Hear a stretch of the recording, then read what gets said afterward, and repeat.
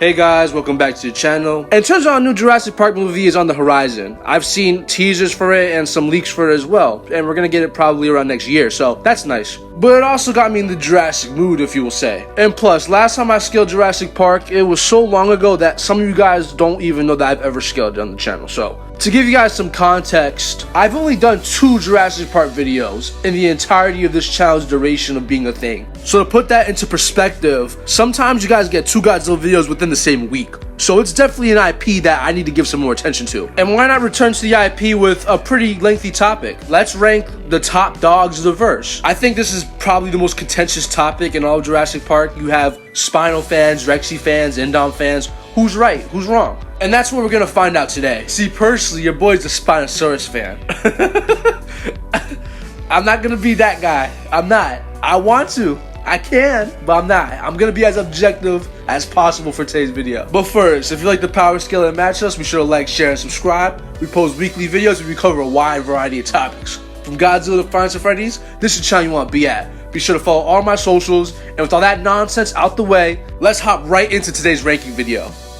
Alright, and before we get into the official list, we're gonna have to talk about some randoms for a little bit, and I call this tier of power the Spinosaurus victim tier list. I know. I said I want to be a Spinal head, but this is actually accurate, as this list is basically composed of all the Rexes that aren't very notable or reoccurring, or just very weak ones via inverse lore. So in this mini tier, we got 4 Tyrannosauruses, with the weakest of this tier being Lil Edie and Doe, and the strongest of this tier being Bull from Jurassic Park 3, and the Buck from Jurassic Park The Lost World. The first 2 are pretty garbage, honestly, nothing really notable, but the last 2 being Bull and Buck are pretty contentious on how they scale in relation to each other, as there's a statement that says that Spino had to beat Bull in order to become the apex of Site B. So you could try to assert that since Spino had to beat Bull in order to become the strongest thing on the island, Bull was already stronger than Buck. But another explanation does exist, as you could simply say that Spino had to beat Bull in order to upscale the Rex population as a whole on a narrative level, as Spinosaurus beating Bull in the way that it did very easily was just Jurassic Park 3's attempt to cement the Spinosaurus as the new face of the franchise, as well as the current strongest at the time. I find this explanation a little bit more likely, as Bull was meant to be a scavenger and he's the smallest Rex in the series, but he is fully grown. I just want to get that out the way because a lot of people like to say that he's a juvenile or something. But in the grand scheme of things, Bull or Buck, it doesn't really matter because our next combatant upscales them both, that being the Spinosaurus. And yes, unfortunately, due to the Spinosaurus showing up this early, it kind of means that he's not that impressive in comparison to the other apex predators, but independently by himself, he certainly has some good stuff. As previously mentioned, he upscales all the other Rexes due to being Bull, and he's explicitly stated to be the king of Site B, meaning that he upscales Buck and Doe. The Spinosaurus on multiple occasions is also stated to be stronger than T-Rex. They don't really give a name for what Rex they're talking about, so it's safe to say they meant that Spino would upscale all the Rexes at the time of this production. And yes, that would include Rexy from Jurassic Park 1. This is pretty consistent, as Alan Grant, who was on the first island, said that Spinosaurus looked bigger and more ferocious. And I mean, the entire narrative of Jurassic Park 3 supports this Spinosaurus being a T-Rex killer. It was stated behind the scenes.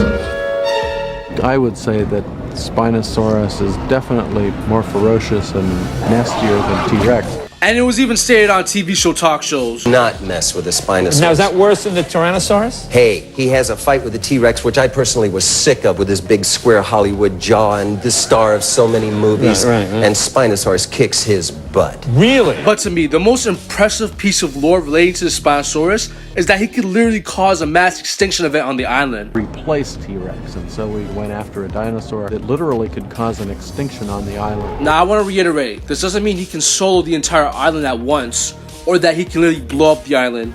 Yes, I had to reiterate that. Yes, there are people who will interpret it that way. But in the context of the scan, it's more or less saying that Spinosaurus could take on any individual dinosaur in a 1v1 encounter and win. So while granted, the Spinosaurus is far from the top dog, he's still a force of nature that can casually kill Tyrannosaurus Rexes, and the true apex predator of his domain. So with that being said, let's move on to our next combatant.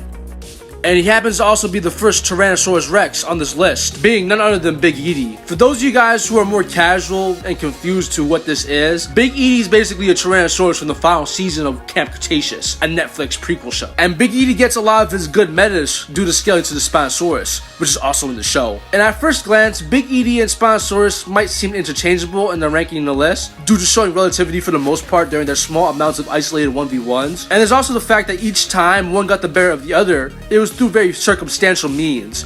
so how can I assert that one is stronger than the other? And that's via author statements. Executive producer Scott Kramer has gone out on record to say that the Spinosaurus literally conceded to Big Edie. Not only that, he also runs away from Big Edie. The author statement also goes out of its way to establish that Little Edie was a non-factor in this situation and encounter. So unfortunately for all my Spinosaurus fans, you can't say that Spino ran away from a jumping, as he ran away specifically from Big Edie. And that's pretty much all of Big Edie's metas right there, just upscale Spinosaurus. And by extension, all of his lore statements, such as him being a walking mass extinction event. So overall, he's the second strongest Rex in the series. The second.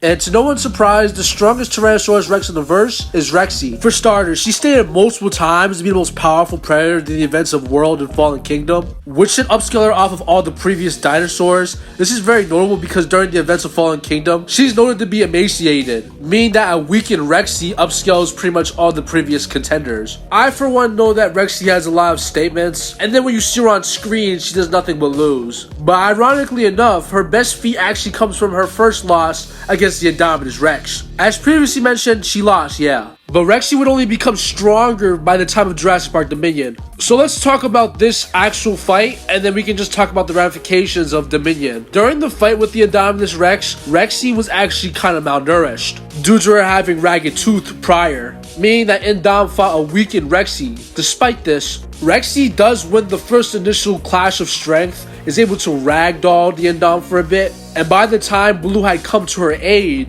the Indominus Rex had multiple cuts, was limping, and as previously mentioned, it was stated to have been worn down by Rexy, with the novelization noting that she struggled to get back on her feet. This is consistent with the fact that Rexy's bite force is actually stronger than the Indominus's, and by the time of Jurassic World Dominion, it's pretty visually apparent that she's stronger, as even looking at the models, Rexy is noticeably chunkier, with Colin Trevorrow going deeper into why this is the case. And he pretty much says that due to the events of Fallen Kingdom where she's released into the wild, she was able to eat in the local wildlife, where prior she could only eat the finite amount of dinosaurs left on a dying island. On top of this new diet, by the time she enters Biosyn, she's looked after by the medical professionals to make sure that she's ready to live in the enclosure, where she's stated to be the ultimate apex. So whatever minor health issues she had before on top of her new diet, it doesn't scale to what we see here in Jurassic Park Dominion. But overall, Rexy gets this high due to scaling to the Indominus Rex, while extremely weakened. And then she gets many statements confirming her to be the strongest dinosaur on the planet in a state where she's malnourished. Or emaciated, same thing, whatever. And honestly, due to the power creep that Rexy gets, I do think you could argue that a current Rexy could fight a little better with the Indominus. And I know some people that say that Rexy could beat the Indominus currently. Now, I'm not sure if I agree with that sentiment, but I do believe Rexy would perform a lot better against the Indominus where she's at currently. But I still have the Indominus as stronger than her due to reasons I'll go into right now.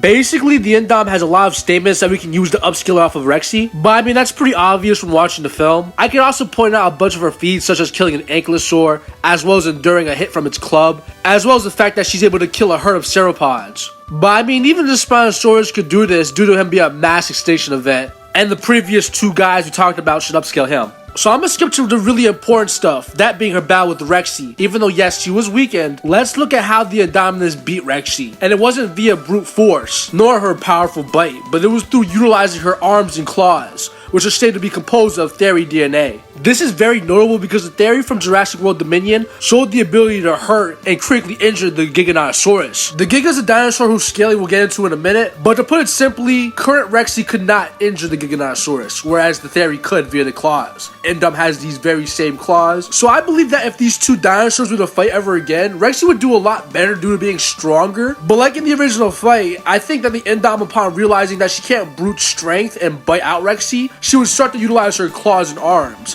which still scale higher than Rexy due to them being composed of Theory DNA. A creature that could do significant damage to someone that Rexy couldn't even damage at all. So with that being said, let's get the obvious part out the way and move on to the strongest theropod in the verse, and it's the Giganotosaurus. For starters, the Giga has many statements confirming it to be an apex / T-Rex killer. There's also implications that the Giga was able to beat Buck and Doe at the same time, and it's been stated by people who worked on the film that Giga was trying to make the Indominus Rex again with the Giga, but more powerful. I believe the sentiment is pretty apparent in the film, as the Giganotosaurus really negged Rexy in her prime, multiple times as well, where in comparison, the Indominus Rex was arguably arguably on the losing end when trying to contend with a weaker Rexy, where she would end up having to utilize her arms and claws. Overall, I'd say that Giga is the strongest theropod, and I think he would be able to beat the Indominus. As well, true, the Indominus does have a win con via its claws. I think that realistically, utilizing said claws wasn't the first option or thing that it chose to do, as it first tried to brute force and overpower Rexy. And overall, I think this is something he would try to do against the Giganotosaurus, where it would lose pretty much instantly after that. I know it's hard to see Giga's performance against Rexy during the climax of Dominion due to it being out of focus, but behind the scenes commentary has gone on to give us more context about the Giganotosaurus' performance, with them stating, quote, "One of the fun things was how brutal we got with the Giganotosaurus,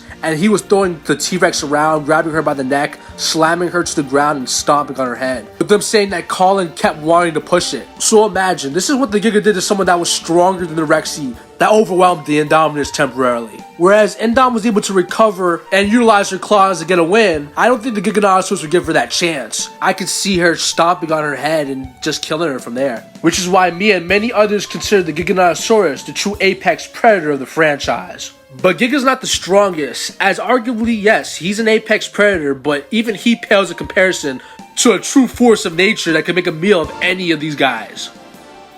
Because at number 1, we have the undisputed god of the Jurassic Park verse, being none other than the Mosasaurus, which is an animal I've already covered on the channel before, but essentially, she gets this high due to her sheer size and build. And I know, I'm typically the guy to say that size doesn't matter, but more times than not, in an inverse situation where the animals are hindered by some sense of reality, bigger is going to be better more times than not. Like, I've been saying Lil Edie is trash this whole video, but you're not going to catch me saying that the Indoraptor can beat her. But anyways, outside of her weight and size, the Mosa has a lot of good feats to back up its place on the list. She's stated to have killed the Indominus in a single bite, which should be enough to get her above the Giga, because I mean, I think Giga negs Indom, but I don't see Giga like one-shotting the Indominus Rex. This premise is cemented by some other additional statements to say that the Indominus was no match for the creature, and moving on to some of her own stuff now, it's stated that nothing in the verse get between the Mosasaurus and her meals, and it's also stated that if anything pulled up on her, it's pretty much a guaranteed win. So yeah, that's all I think I'm gonna say about her. But with the final ranking all laid out, I'm going to give you guys a treat and actually scale them. Like, where do they all fall in terms of attack potency? Once again, it's pretty simple, so I might as well get out the way. All the theropods should be around large building level, as they would all be relative to more than likely stronger than the Spino, who can destroy fences to this yield of energy. All the theropods pretty much upscale Buck, who can destroy buses with a casual shove, with this feat right here being calculated to be around large building level as well. All of the top apexes should scale to the Indominus, who with a casual head shove can pretty violently destroy objects and constructs made out of things stronger than steel, with this feat right here being calculated to be, you guessed it, large building level. And as for the Mosasaurus,